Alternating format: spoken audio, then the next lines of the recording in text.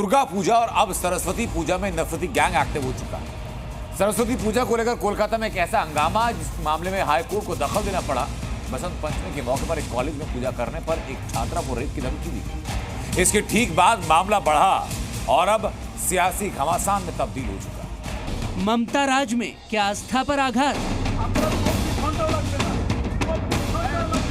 सरस्वती पूजा पर रेप की धमकी क्यों?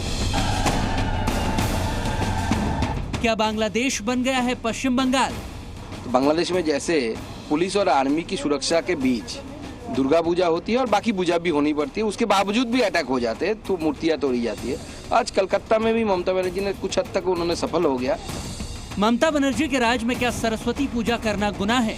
बंगाल में सरस्वती पूजा से नफरती गैंग क्यों परेशान है? सरस्वती पूजा के लिए कोर्ट क्यों जाना पड़ रहा है? पुलिस और संगीनों के साए में पूजा क्यों हो रही है? এটাও বাংলাদেশ বানিয়ে দিয়েছে। যশোরে ওপারের যশোরে সেখানেও পুলিশ দিয়ে আর্মি দিয়ে পুজো হচ্ছে আর এপারেও কলকাতাতে আর্মি পুলিশ দিয়ে পুজো হচ্ছে। মডেল সব একই মডেল, জিহাদি মডেল। बीजेपी सवाल पर सवाल उठा रही है। ममता राज में कट्टरपंथी किस तरह हावी है उसका सच बता रही है, लेकिन ये सवाल क्यों, उसे समझने के लिए ये तस्वीरें देखना जरूरी है। पश्चिम बंगाल में सरस्वती पूजा कराने के लिए आरएएफ को आना पड़ा।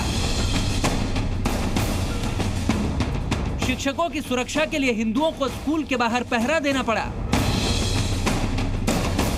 सरस्वती पूजा के लिए कोर्ट का दरवाजा खटखटाना पड़ा। इस वक्त हम कोलकाता के योगेश चंद्र चौधरी लॉ कॉलेज के सामने हैं और इसी कॉलेज में पिछले सप्ताह ही विवाद शुरू हुआ था, जहां पर एक छात्रा ने आरोप लगाई लॉ कॉलेज में जो यहां पे पूजा के लिए पंडाल बन रहा था उस बाहरी तत्व कुछ यहां पर आकर हंगामा किया और उस छात्रा को बलात्कार की धमकी भी दी गई। इसके बाद पुलिस के पास रिपोर्ट लिखाया गया, लेकिन जो आरोप है कि पुलिस की तरफ से कड़ा कदम नहीं उठाया गया। इसके बाद वो छात्रा कोलकाता हाई कोर्ट पे चली गई और कोलकाता हाई कोर्ट की तरफ से यहाँ पर पुलिस निगरानी की निर्देश दिया गया। दरअसल कोलकाता के योगेश चंद्र चौधरी लॉ कॉलेज में सरस्वती पूजा की तैयारियां चल रही थी, तभी कथित तौर पर टीएमसी के गुंडे वहां घुस गए और सरस्वती पूजन को रोक दिया। ममता की पुलिस ने टीएमसी के गुंडों के आगे हथियार डाल दिए तो पीड़िता ने कोर्ट का दरवाजा खटखटाया। डिफरेंट टाइम्स कंप्लेन किया, इवन इलेक्शन कमीशन में कंप्लेन किया,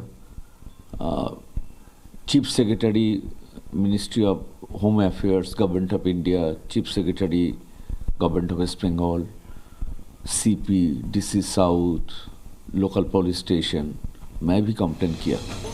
ममता राज में कट्टरपंथियों की छूट की एक और तस्वीर जरा गौर से देख लीजिए।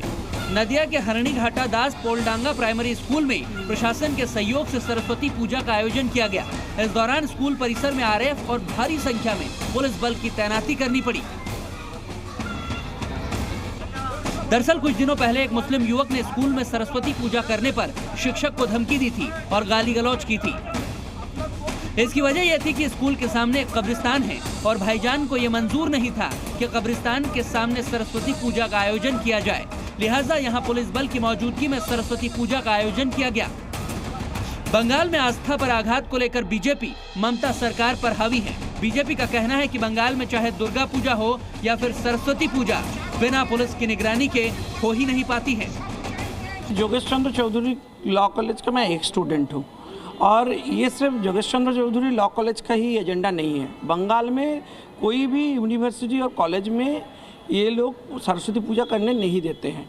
और मैं आपको बता दूँ 7 से 10 complain already Calcutta high court में याचिका फाइल हो चुका है और दुर्गा पूजा से ये शुरू हुआ है। यहाँ कुछ भी पूजा करने से पहले परमिशन लेने के लिए कोर्ट में आना पड़ता है और स्थिति बहुत गंभीर हो चुका है।